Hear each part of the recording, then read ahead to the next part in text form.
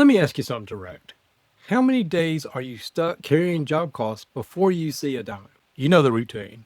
You buy materials up front, you pay your subs on net 15, you cut payroll every week, and then you wait and maybe 30, 45, or 60 days later, a check shows up. That gap, that's not just annoying, it's dangerous. It's you financing the job to the client. That's why we track the payment lag ratio, because it tells you how many days your cash is out the door before any money comes back. So what is the payment lag ratio? It's calculated by taking the days to invoice minus your days to pay. So let me break that down. Days to invoice is how long it takes you to send the bill after spending money on the job. Days to pay is how long it takes the client to pay you after you send the invoice. So if you pay your vendors on day 10, but don't send your invoice until day 20, and the client pays 30 days after that, days to invoice is 20, days to pay 30. 20 minus 30 is minus 10 payment lag. Wait, that's negative. Yep. That means you've been funding the job for 10 days out of your own pocket before even asking for payment. Let me give you a job site analogy.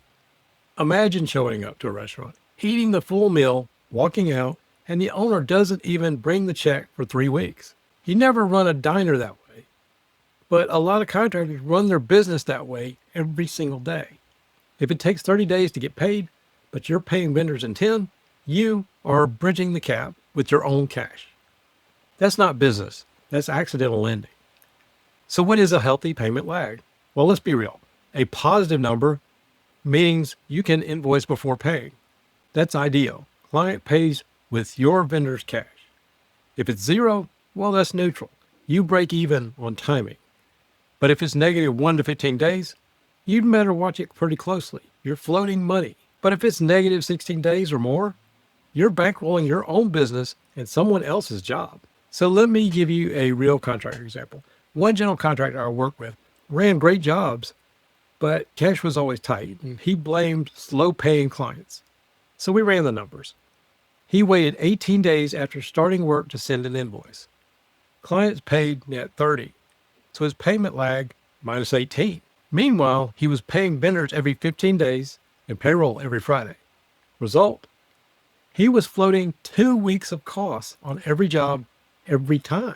So we fixed it. We invoice on job start, not after. We broke big invoices into smaller phase-based billing. We also built net 15 terms into subcontract agreements. We also offered discounts for early client payments. His payment lag improved to positive 4 days, and his cash flow stabilized immediately. So how do you improve your payment lag ratio? Number one, invoice immediately when work starts or reaches milestone. Don't wait for the right time. The right time is now. Number two, negotiate client terms up front. Push for net 15 or net 20, whatever you can get. Number three, extend vendor payment terms when possible. If you get paid in 30, try to pay in 30. Number four, batch payments and invoices weekly. Keep a rhythm. Don't let tasks drag and delay the flow. And number five, track the number monthly. If your lag is growing, so is your risk. So here's the final word. Payment lag isn't just an accounting issue. It's a survival issue. Every day you wait to bill is a day you work for free. Every day you wait to get paid is a day you carry someone else's risk. So ask yourself, am I running a construction company or am I floating jobs like an unpaid bank? Because in this business, if you don't invoice fast and get paid faster, you'll run out of cash before you run out of work.